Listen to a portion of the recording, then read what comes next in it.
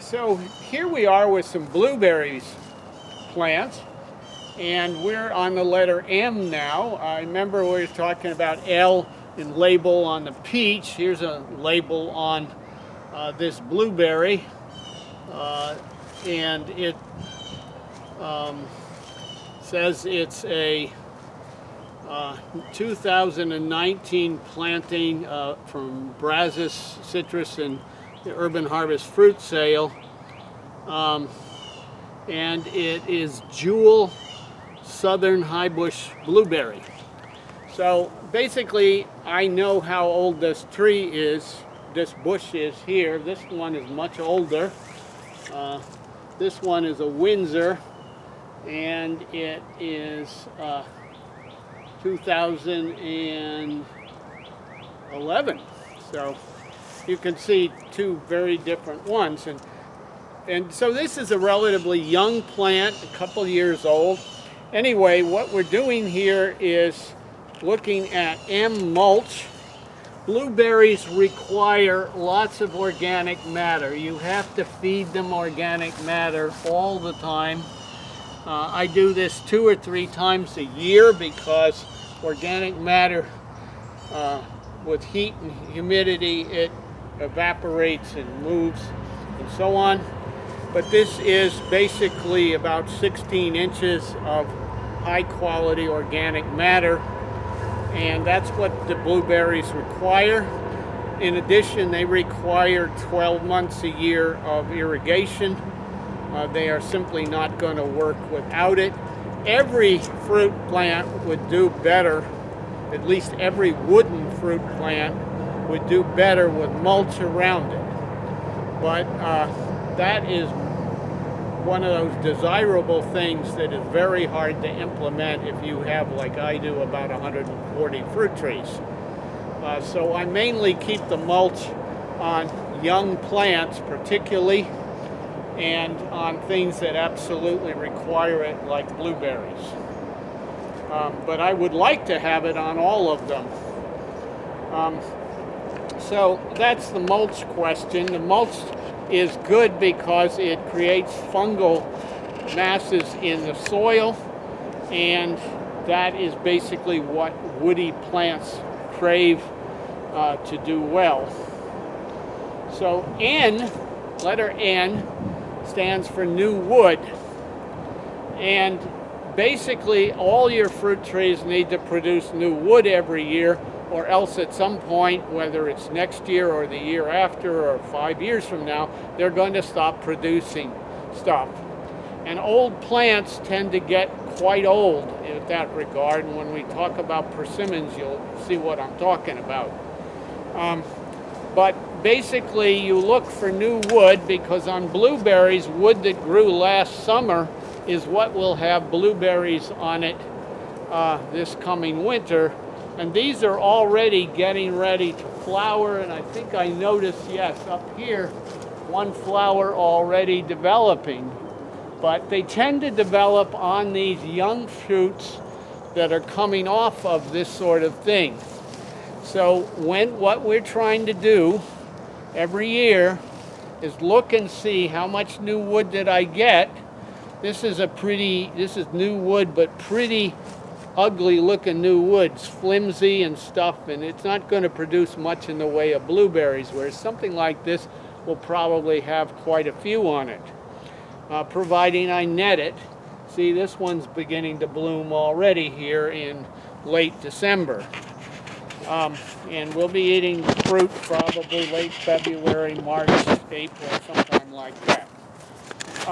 So basically what you're trying to do is look at this and say, well, this stuff's not very good, and when I get around to pruning this, probably I want to do something to generate some new growth here, rather than keep this thing. And this sort of thing will get taller and taller and taller. See, I've got from here all the way to here with no fruit branches on it. So it would be good to cut this thing back after it's had fruit on it this spring to a bud, and try to get a whole bunch of stuff coming out of here. And I've done this. The N is new wood, O is old wood. So you always want to be looking at old wood. And I have cut back, I cut back things all the time in here. I cut back in here and here. And what happens when you cut this thing back, you get this new shoots coming up. And so that's basically a good example with the blueberries, because basically when you cut this thing back, it's either going to die or it's going to produce new wood. And blueberries tend to produce a lot of new wood.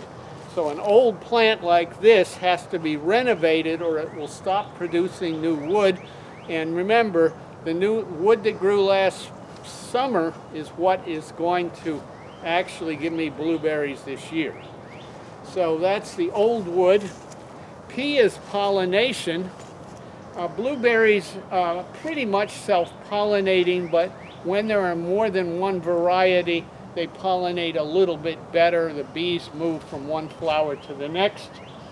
And if you had only one plant, you'll still get quite a few blueberries. Quantity of production.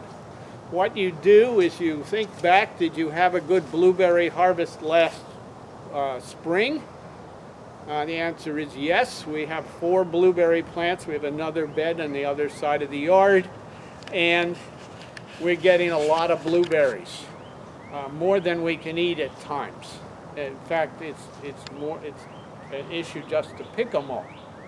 But basically, that's the quantity question. If you have a tree that constantly don't get anything from, like the peach I was showing you, basically, the question is maybe we don't want the plant in the first place. Quality is the same issue. Q is quantity and quality, and you need to assess whether this is a good quality fruit. Now R is rubbing branches, and rubbing branches will fray the bark, which protects the stem. So basically, whenever there is a rubbing branch, and here is an example of a rubbing branch right here. Now this thing was already pruned in like October, November because I'm getting ready for the fruiting season. But there's several things you can do here. One is you could put in a spreader and move this thing out, or some other weight to get it away from here. And that may be the easiest thing to do. Just basically push it away somehow. Whatever method works, works. So, and this one down here is another example of that. So basically you don't want to allow that. Now another way you could deal with this is you could simply cut something so that that piece didn't rub, either one piece or the other. So that's the rubbing question, and whenever you see rubbing branches, you need to assess that question and remove them. S is strong scaffolds.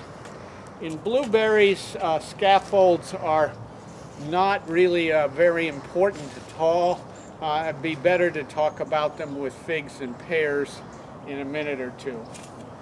And I think that's about as far as we want to go. And let's go over and look at some figs.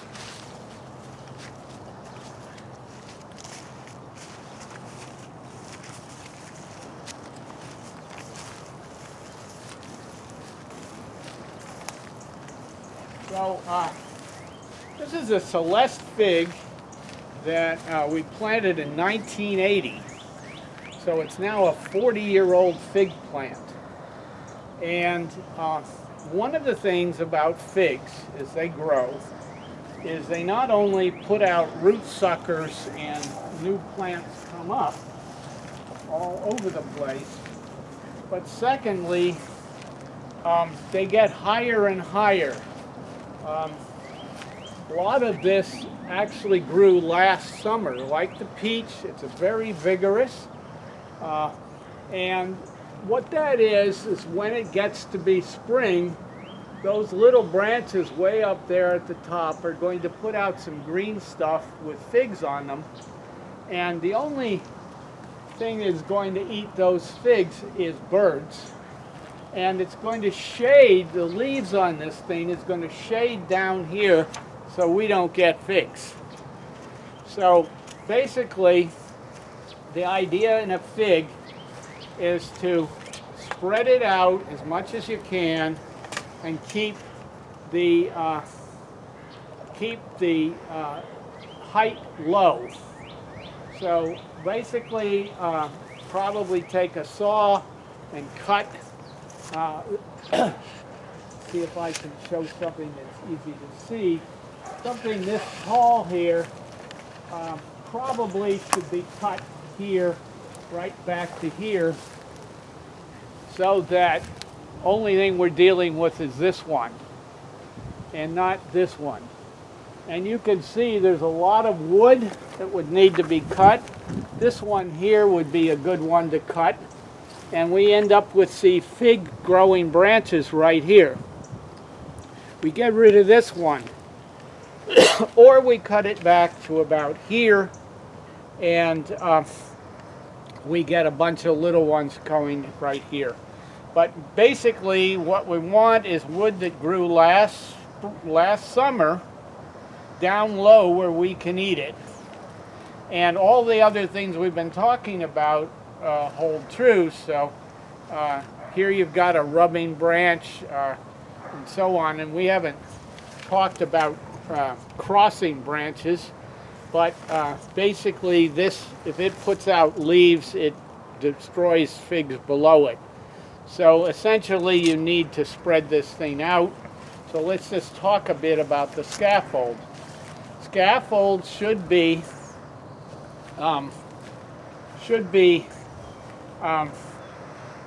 something that spreads out, doesn't shade adjoining branches. So where you see something that is over another branch, too close for sun to get in, you want to get rid of. This one is over this one or the other. I would basically get rid of this branch. And getting rid of it sounds great. I saw it off. It's soft wood. It's easy to cut off. What's hard is now it's on the ground here and it's got to be dealt with. And you need in an orchard like this, you need a pretty big mulch pile of branches. And we do have a very large one on the other side of the bamboo. But so that's what I would do here. You've got to keep the height down and think of this as your fruit and that stuff up there as causing problems with your fruit. You want to be able to pick this stuff where you can reach it, and the further down it is toward the ground, the better. You can get figs down this low if they have sunlight over them. So this one, maybe we want to get rid of it and maybe just leave this one here and try to cut both of these off. You can see that something this big actually will produce a lot of figs, and enough for the birds and us. And secondly, it will get a heck of a lot of work to do something this big. It's probably 2 or 3 hours or more just to get this stuff off the tree. Something smaller like this one is a lot easier to look at, but when it's small, you can keep it down. So things start getting big, it's a different question. But it's good exercise, it's enjoyable, it takes your mind off of whatever your troubles are. So all of that is interesting. So that's the scaffold and how we would go about doing this. Now I want to add that in the other front yard, I have a fig that produces something called breva crops, which is to say figs that develop late in the year if it doesn't get too cold. And now with climate warming, we're going many winters without a freeze. We have not had a freeze here, and it's already mid-December. And if it makes it all the way to spring, we'll get April figs. on the one on the Osborne prolific in the front. So let's move over to the pear and talk a bit about the about scaffold.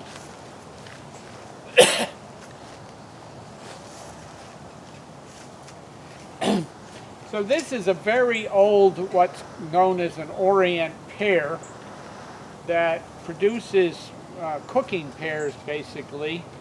And sometime in the late 1980s, it became obvious that we could grow much better tasting eating pears than that.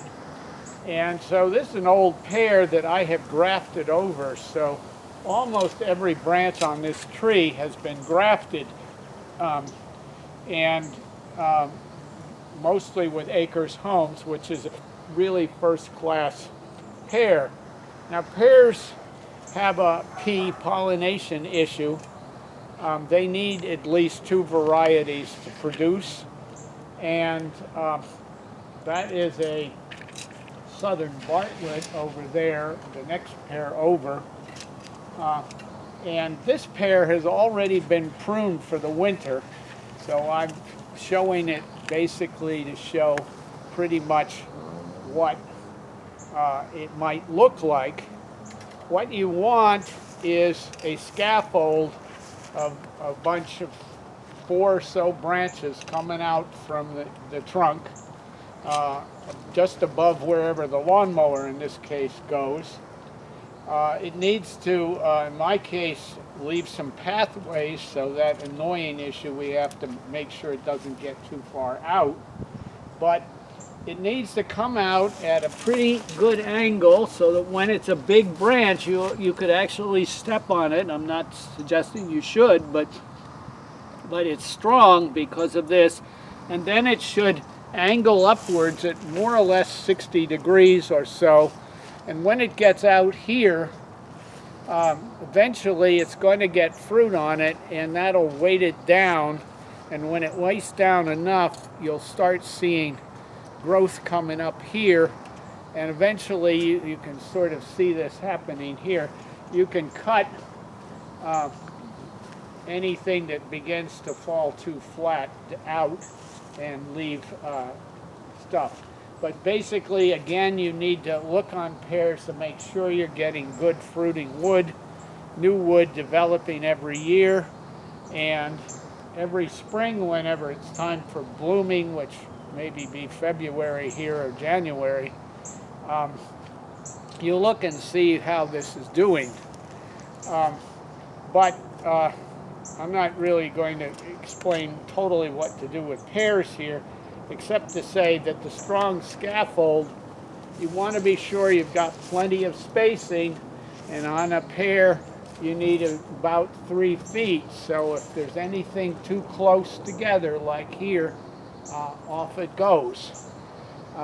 And you want to make sure with the height that the central trunk dominates the whole area. And when you get out here, if it's get way out there, being really high doesn't matter a whole lot because the thing will flatten out anyway. But before I started cutting, see, over there you can see 3, I don't know if the sun is in the way, but you can see 3 or 4 going up there, and probably need to get a ladder and get up there and cut something out there. There's probably too many branches there. But the point being is that when the tree is small, create a strong scaffold, and then do whatever is necessary to get the branches. So I'm weighting this down with an old piece of hardware that I turned out not to really like using, and I'm keeping this up even though it's a skinny branch to develop the right direction. And I'm doing the same thing here with some stuff. I have to do something to get this thing away from rubbing and stuff like that. But basically, There's a lot of things you can do. This one here, I'm using, trying to get this thing to see what it wants to do is this, and I don't want it to do that. I want it to flatten out, and I haven't quite figured out how to do that, so I've been leaving that aside. But basically, here's another example of trying to get this thing the right way, and spread this thing out so they're not too close together and will be productive. And this sort of thing, you could cut it, say, here, head it, and it will get shoots coming out. But at the same time, if you let it get tall like that, about 16 inches down, it'll naturally start branching most likely. So there's a bunch of things you do. Now this one here is heading downwards, and it might have pears on it or it might not, and I'm going to wait till spring and see what happens on this thing. But I may very well later in the spring just cut this off because it's headed in the wrong direction, and it's not going to produce much production. See, look at this tall growth on this one compared with the little that went last spring on this one. So the growth hormones are all headed up here and producing this way, not down this way. So that's basically what we're doing here. I think that's enough on this stuff. Just careful.